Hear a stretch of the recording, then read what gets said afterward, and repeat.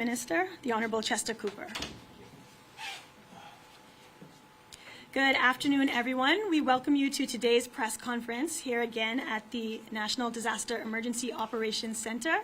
My name is Shantez Dillett-Wilson. I am the Assistant Director of Communications at the Disaster Risk Management Authority, and we have you here today for a number of important updates regarding the system in our waters. At this time, I wish to acknowledge the leaders and officials present. Honorable Acting Prime Minister Chester Cooper and the Honorable Glenys Hannah Martin, Minister of Education. Honorable Leon Lundy, Minister responsible for Disaster Risk Management Ministry of Disaster Risk Management. Our very own Chairman H. Alexander Storr of the DRM Authority, and my colleagues at the DRM Authority, and of course members of media, welcome once again. Most importantly, the Bahamians at home who are joining us. We'll begin this afternoon with opening remarks and a brief announcement from the Acting Prime Minister, whom I welcome to the podium.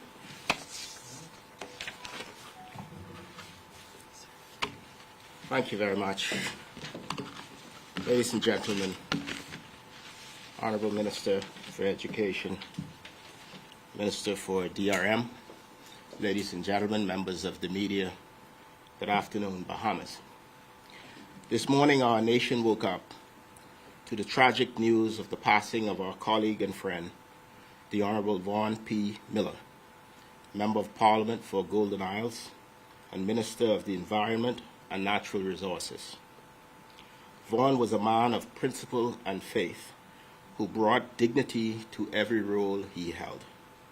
From his early days as a broadcaster, his voice carried authority, warmth, and clarity.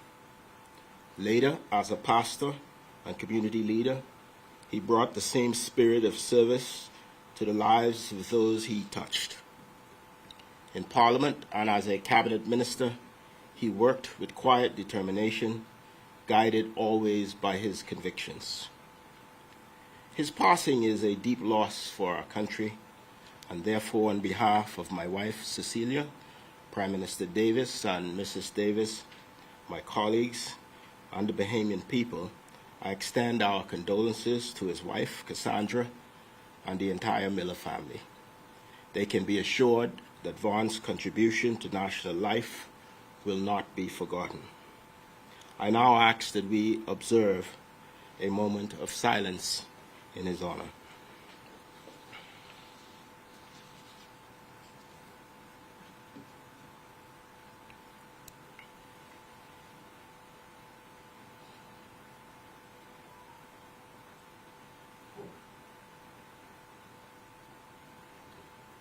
Thank you. May God grant Vaughn's eternal rest. May his soul rest in peace. As we mourn our brother, we must also confront the immediate challenge of Tropical Storm Imelda, now affecting the central and northern Bahamas.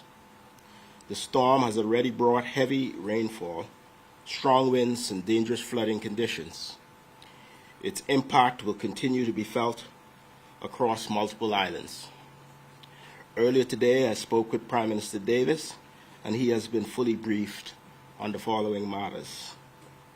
Firstly, I want to say that all Bahamians are being asked to observe the advisories and pay close attention to the reports that you will be receiving.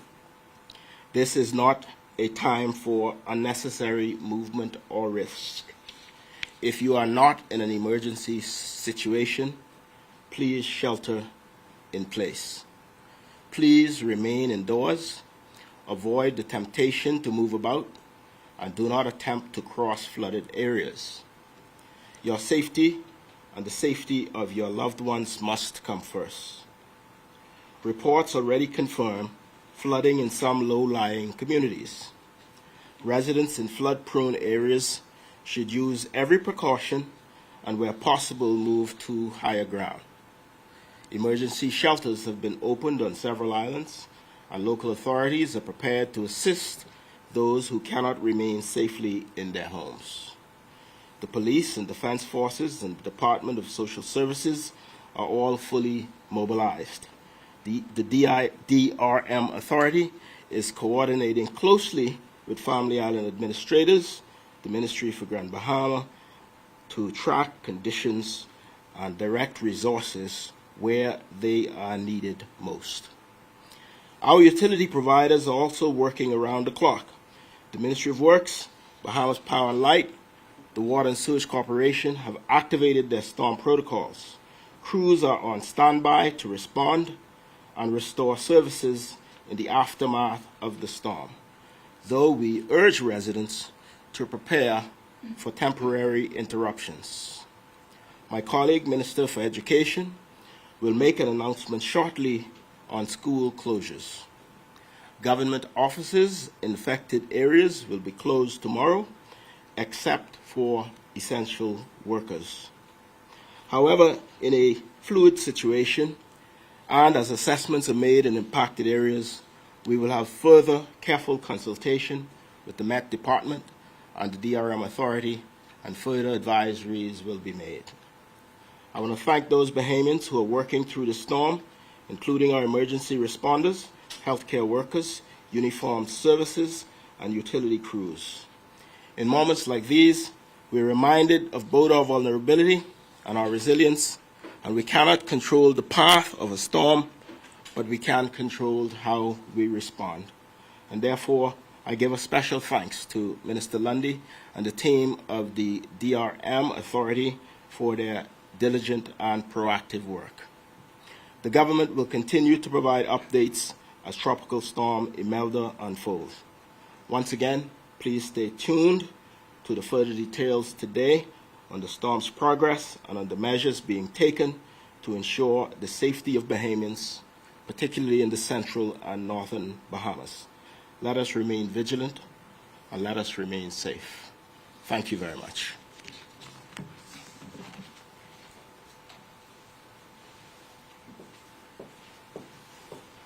Thank you, Acting Prime Minister Cooper. We will now hear from Deputy Director Jeffrey Green of the Bahamas Department of Meteorology, who will bring the latest update on Tropical Storm Imelda. Good afternoon, everyone. The storm at 2 p.m. Became a Tropical Storm Imelda. Tropical storm conditions were expected to be over the central and northwest Bahamas Islands, which includes the islands of Eleuthera, New Providence, Abaco, Andros, Berry Islands, Grand Bahama, San Salvador, Rum Key, Long Island, Exuma, and its keys, and Cat Island. Imelda is now located near latitude 23.9 degrees north and 77.3 degrees west.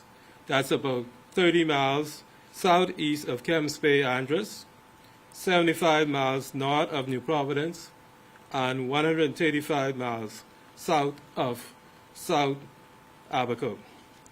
The storm is moving towards the north at 7 miles an hour. It is on its present track.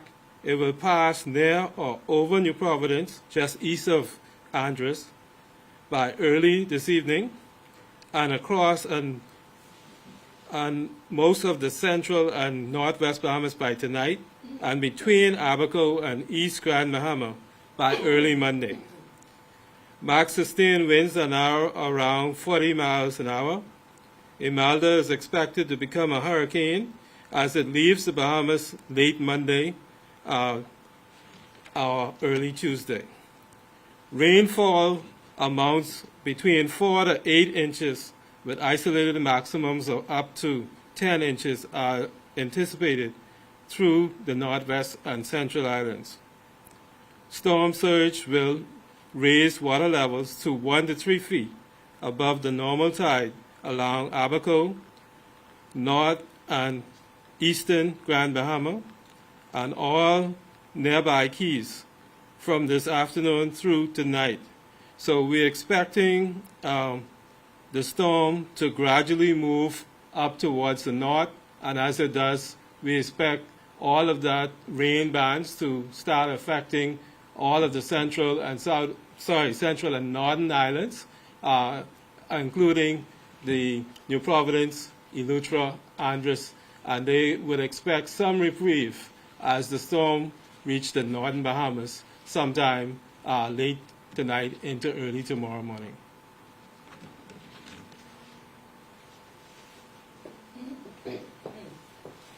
Thank you, Deputy Director Green. And we will now turn over to the Honorable Glenys Hannah Martin, Minister of Education, who will bring updates from her ministry regarding this system. Thank you very much. Good afternoon, everyone, and to all of our people who are watching from across this nation. Acting on the advice of the Department of Meteorology and out of an abundance of caution, the Ministry of Education and Technical and Vocational Training announces the temporary closure of all schools in the following islands on Monday, September 29th, 2025. Grand Bahama, Abaco, including the Keys, Grand Key, Andros, Berry Islands, New Providence, Eleuthera, Exuma and Keys, San Salvador. According to projections from the Department of Meteorology, these islands are expected to experience significant, sustained rainfall and localized flooding. In the interest of student and staff safety, the ministry has activated its emergency protocols and suspended school operations in the affected areas. Schools on all other islands are expected to open on Monday, September 29th, 2025. The ministry will continue to monitor weather developments closely and will provide further updates as advised by the Department of Meteorology. Thank you.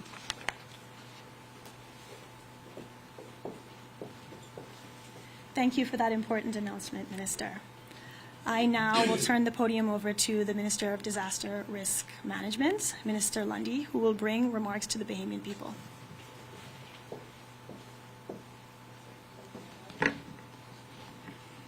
Ladies and gentlemen, good afternoon.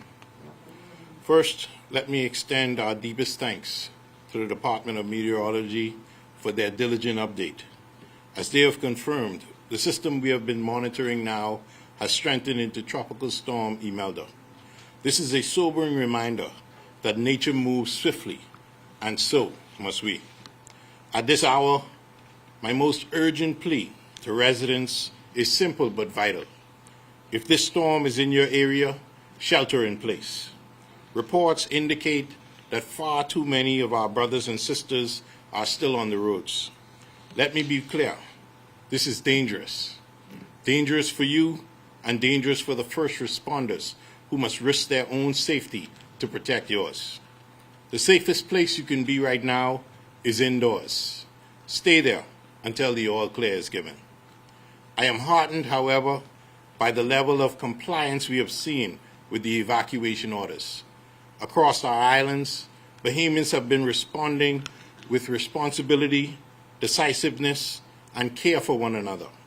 Reports so far have been positive, and I thank the Bahamian people for answering the call. Your cooperation is saving lives. For those in need of shelter, let me provide an important update. Facilities have been activated across multiple islands. In New Providence, the Nassau Village Community Center is open, along with the New Bethlehem Baptist Church on Tonic Williams Drive Highway. In South Andros, residents can turn to the South Andros Multipurpose Center. On Grand Bahama, shelters include Maurice Moore Primary School, Christ the King for Special Needs, Mount Olivet in Holmes Rock, St. George's High School Gymnasium, and the 8 Mile Rock High School Gymnasium. And in Abaco, Central Abaco Primary has been activated. I especially thank Parliamentarian Secretary Jamal Strawn for his swift assistance in opening the Nassau Village Community Center shelter. For the full list of shelters, I encourage everyone to visit getready.gov.bs. This is not work that the government can do alone. I wish to commend our Family Island administrators, the Disaster Risk Management Authority, the Royal Bahamas Police Force, the Royal Bahamas Defense Force, and all partner agencies across government. Their coordination and tireless service remind us of what it means to stand as one people in the face of adversity. To the public, I want to reassure you, your government is working diligently, hour by hour, until Tropical Storm Imelda passes out of our waters. Our teams remain on high alert, our resources are mobilized, and our commitment is unshakable. In the meantime, I urge you to do 3 things. Stay tuned to official updates from the Met Department and the DRM Authority. Check getready.gov.bs for shelter information and storm preparedness guidance, and practice basic safety. Keep your devices charged, avoid flooded roads, secure your important items, and, if it is safe, check on the elderly and most vulnerable in your neighborhoods. Bahamians, we have weathered storms before, and we will weather this one together. I thank you for your resilience, for your cooperation, and for your trust. Let me leave you with this reminder. Your safety is and will always be our highest priority. Stay indoors, follow official orders, and together we will emerge from Tropical Storm Imelda safe and strong. Thank you, and may God bless the Commonwealth of the Bahamas.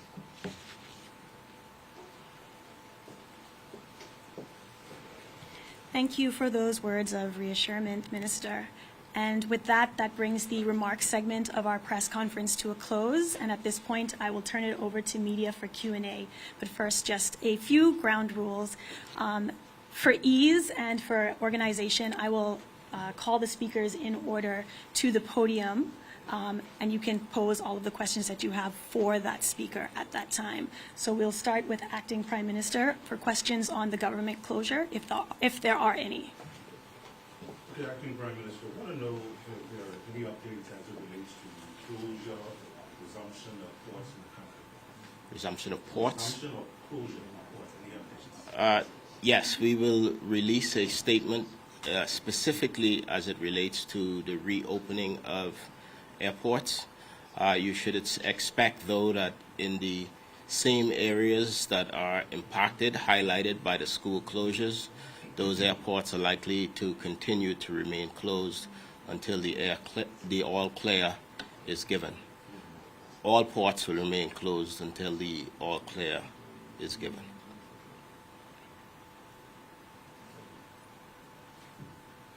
Anything else?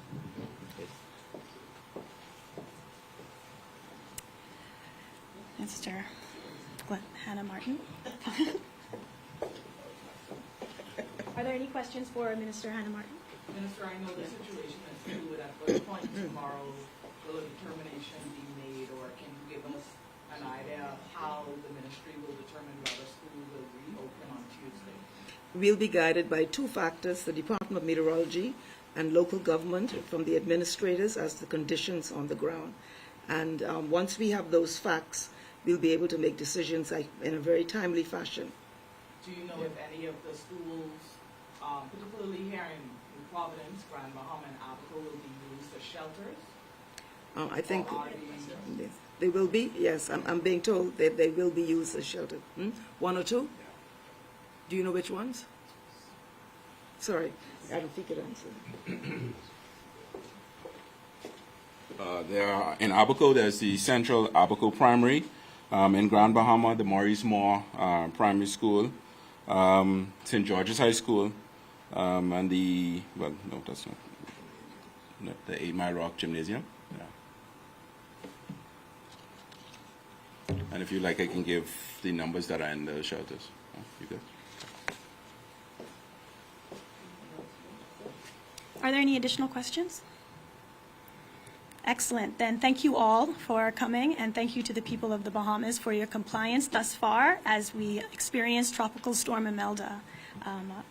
Good afternoon, and God bless the Commonwealth of the Bahamas. Thank you.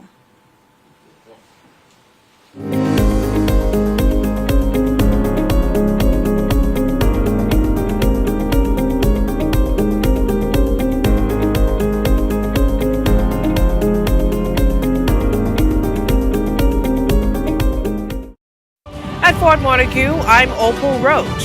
This is ZNS.